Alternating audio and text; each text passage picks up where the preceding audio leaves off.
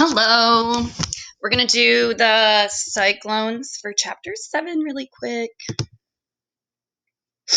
And then again, I have walked you through it like I would be doing for you guys in class if we were in class together. No. That's a bit better. Okay.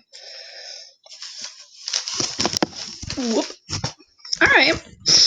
So for this, we're going to need our topic support guide, something to write with, take notes with, and then the hurricane question that I uploaded for you guys.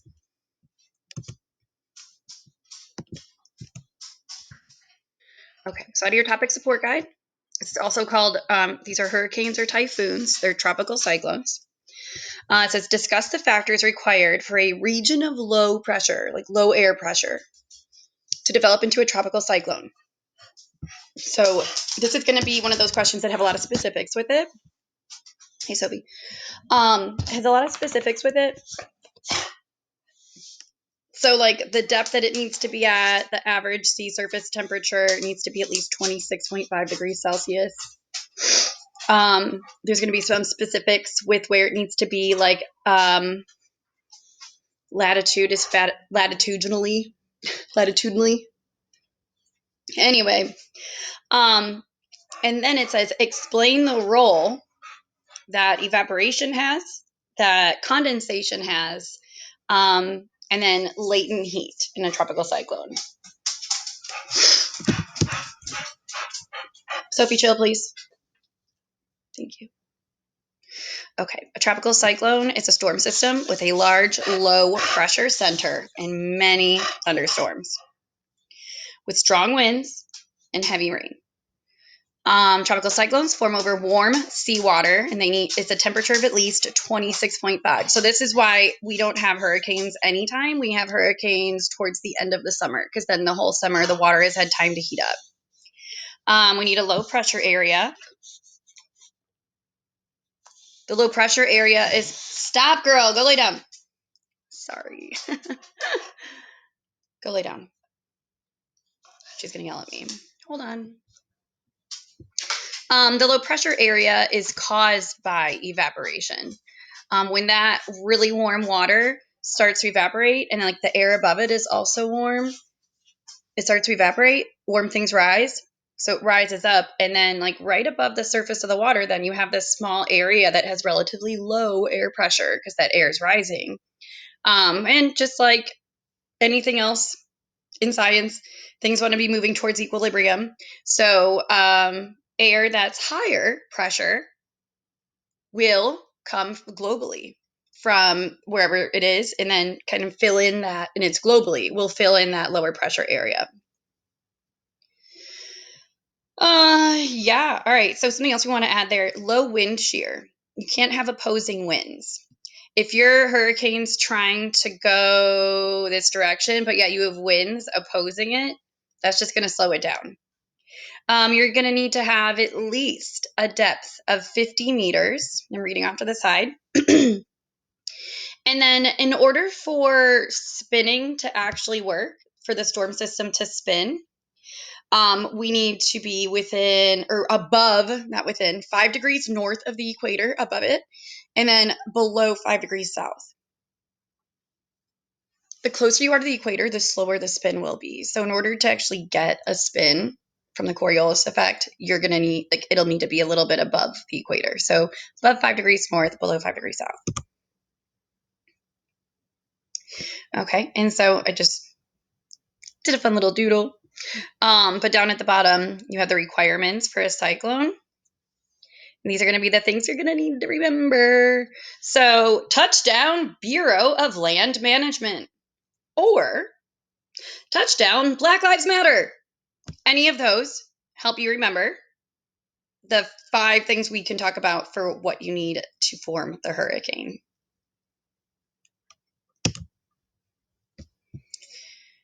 Okie doke. So, temperature of 26.5 degrees Celsius, depth greater than 50 meters, below 5 degrees south and above 5 degrees north, low wind shear, which are those like opposing winds. You don't want to have winds trying to slow it down.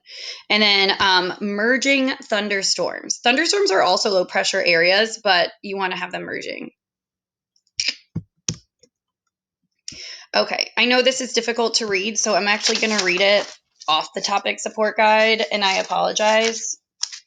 But you should have your topic support guides with you as well. And you really wouldn't need me to read this out to you because you're going to follow it. Okay, so this is still learning outcome A. I believe right here. All right, and so I talked about the evaporation, condensation, and latent heat. I'll talk about that in just a second. I'm going to touch on the Coriolis effect.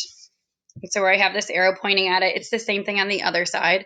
So the Coriolis effect is due to the rotation of the Earth. This will cause water to move towards the right or get deflected towards the right in the northern hemisphere. And then below the equator in the southern hemisphere, it will cause things to get deflected towards the left. Oops. And that's just because of the rotation of the Earth. And water is not fixed on the Earth. Water is not stuck, nailed down, screwed down, glued down. None of that is stuck on the Earth. Same with our atmosphere. That will also be deflected the same way. In the north to the right, in the south to the left. Okay, so right below this, where I guess right before we started talking about the Coriolis effect and learning outcome A, still there. Okay, so it says, as the water vapor rises, it will condense and release large amounts of heat energy. So we'll just stop there. So here's the surface, 26.5. Water can evaporate, and it's going to rise. And the air that's rising is warm, moist air because it's right above the ocean. You have a ton of evaporation. So there's your moisture. It's near the equator, or at least needs to, not near the equator, but above 5 degrees, below 5 degrees south of it. But it needs to be in like a tropic-ish location because you need to have that really warm seawater at the top, the surface water. Okay, the next picture I drew, and this was just on like a index card. It was as the air vapor rises, it will condense. And so there's my water vapor, and it's condensing. And then the next step from that would be precipitation in the water cycle. But if you notice too, I also put an L there for low pressure because that air pressure is moving up. The next thing, the heat energy further increases evaporation. My bad. As the water vapor rises, it will condense, releasing large amounts of heat energy. It's also called latent heat. Latent means like hidden, I guess, in Latin. It means hidden. So you don't see this come out. Like you don't see this. But this keeps the entire storm really, really fueled. Okay. So we have the water vapor condensing. I want to move myself. Cool. Okay. The water vapor is going to condense, and then it's going now from, it was a gas, vapor, now to a liquid. Well, that liquid water, when it was in the ocean, absorbed or took on energy to allow it to change its phase. So I'll say it again. That water that was in the ocean took on heat energy to allow it to change its phase. It absorbed heat energy so it could evaporate. Well, when that condenses in the clouds and now it goes from the vapor to a liquid, where does that energy go? It has to be released. And I'm just going to go one slide further so I can just show you this little refresher. So in a phase change, going from a solid to a liquid, you have to absorb heat. Going from a liquid to a gas, question marks. I just thought that was a weird picture, but you have to absorb heat. Well, if you're going to go from a gas, like water vapor, back to a liquid, like in condensation, well, then we have to release that stored heat. Same with a liquid to a solid. You release the stored heat.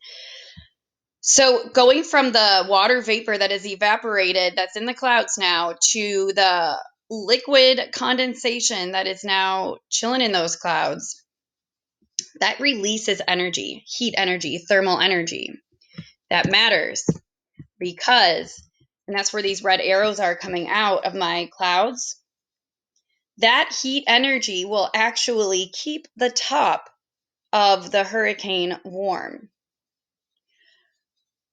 And it will additionally fuel the entire hurricane itself. So if we can because it's going to keep the top of it warm.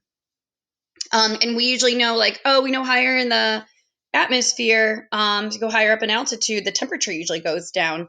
But with all this latent or thermal energy being released at the top of your hurricane or your typhoon, whatever, it's going to stay warm. It's going to keep the whole thing warm, which will further drive the rate of evaporation, how fast water is being evaporated.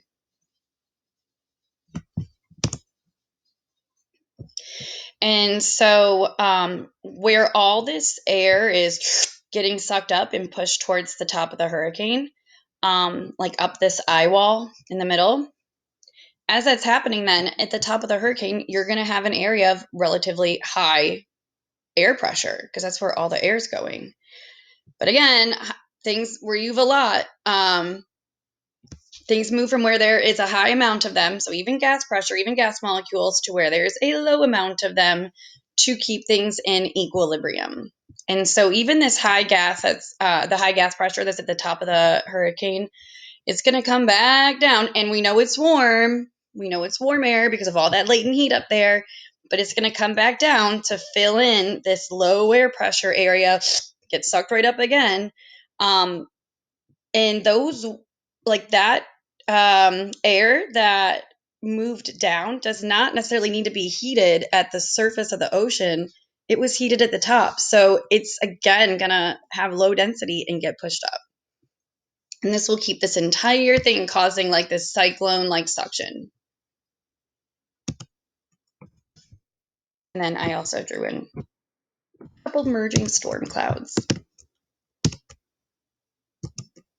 Okay. That's literally going to be how the hurricane is formed. The warmer the water is, the faster evaporation will happen. The evaporation causes that low air pressure above the ocean. Gases, not just at the top, air not just at the top of the hurricane, but globally will rush in to take that place to try and fill it and put things in equilibrium.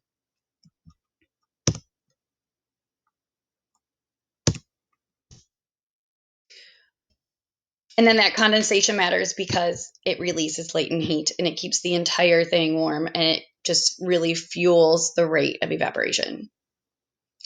I know this one's difficult to see, sorry, but this is that last learning outcome, and it's how cyclones can affect coastal communities, talking about people.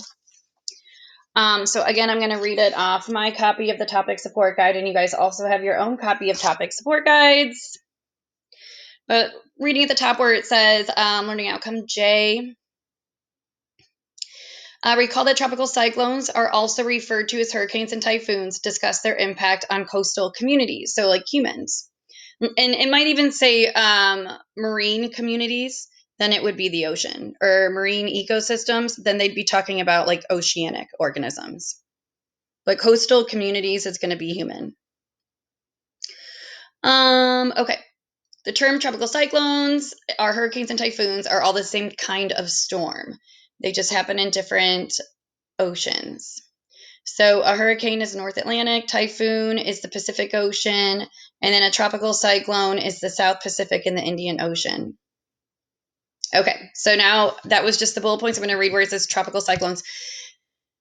They are destructive to coastal communities, humans, because of the high winds and heavy rainfall. I want you to pay attention to the way the storms are described. So high winds, heavy rainfall. They can also cause storm surges, an increase in sea level, resulting in flooding of low-lying coastal areas with the risks of drowning. You're going to have a lot of crop damages, etc., and property damage, business damage. Storm surges happen because when you have this area of really low pressure, I'll tell you what, and like this is nuts, but there's not as much pressure holding the water down. This water will actually like a little bit rise. It literally will swell. It will swell. And so the middle of the hurricane, the eye of the hurricane, actually has the lowest air pressure. It's like a vacuum. And so water can actually like bulge up there. So whenever it's coming onto land, it's just going to have more of a flooding effect because of that low pressure. That water is able to kind of like whoop, there's not as much holding it down. Continuing.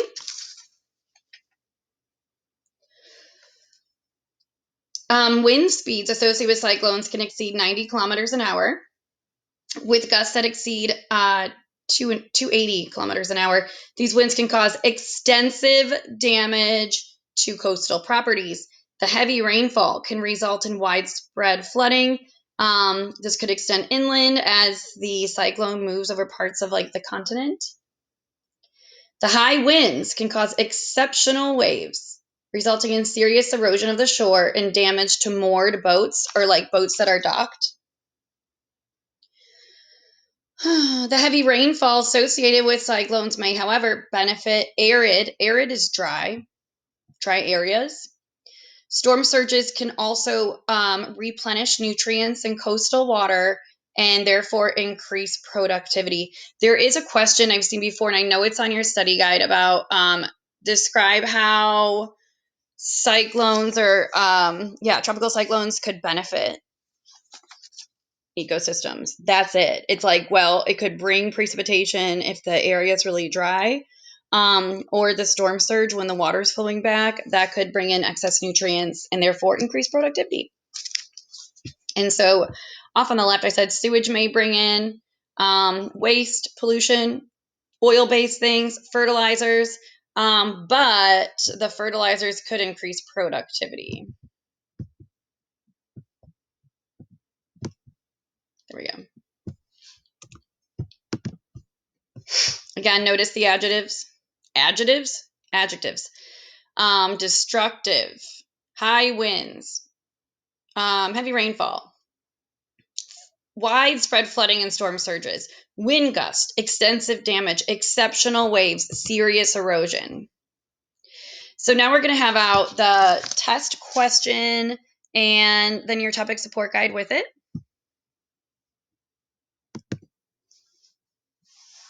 All right. Go to the next slide.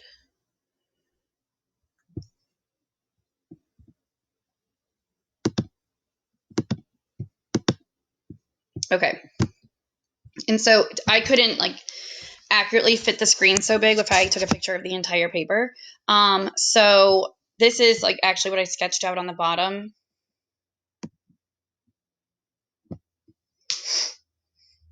So just a little funnel. I have evaporation, warm air rises going in the center, and then low air pressure because of all that evaporation and the air moving up, and then high air pressure at the top. Okay. And so it says, explain how an area of low pressure, and again, I said for the low pressure, remember particles travel from areas where there's high pressure to low pressure to be in equilibrium. And it's like comparatively. So there's just a lot of evaporation happening here because it's been so warm. Compared to the rest of the world, this air pressure is going to be quite low. So that's how they can get so big, because you have winds globally coming in, but they're all going to get hot when they get in this area. Okay. And then how it can develop to a cyclone. So this question is pretty much going to be answered the same. For a tropical cyclone to form, there needs to be a minimum sea surface temperature of 26.5. Do not say suitable, do not say warm. This will cause evaporation, and that's actually what's causing your low air pressure. My dog just farted. That's hilarious.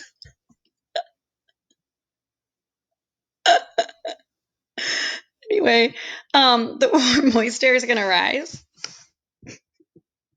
Like her fart. I'm done. And all these are temperature effects. I did notice I did spend temperature. I spelled temperature wrong. It's Temper. Temperature. Added a little bit to the picture here. It's going to cause the air to rise. The water vapor will condense. Go from a gas to a liquid. This releases latent heat or thermal energy. And that's why I have these red arrows coming out, because now it increases the temperature of the system up there. This will further increase the temperature of the hurricane, which will cause an increase in evaporation. And so these are all the effects of the temperature. Next one. Just to further your little deets. So now we need to get the cyclone to spin. So right here it says above 5 degrees north and below 5 degrees south of the equator.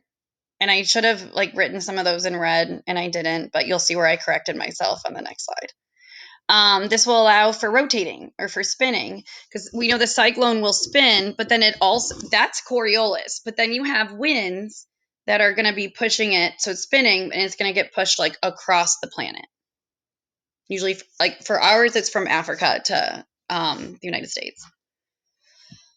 And then down here, this is called the Coriolis Effect. Next one. I believe this is the last. Yeah, this is the last slide. So that's the Coriolis Effect. And then, yeah, I did underline things that should have been red that I didn't. And then this is to get the storm to spin, the things we need to talk about.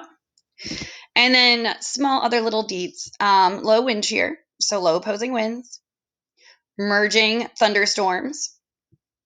And then a depth of at least 50 meters. So touchdown Bureau of Land Management, or I'm not allowed to be political in any way, but we could also say touchdown Black Lives Matter.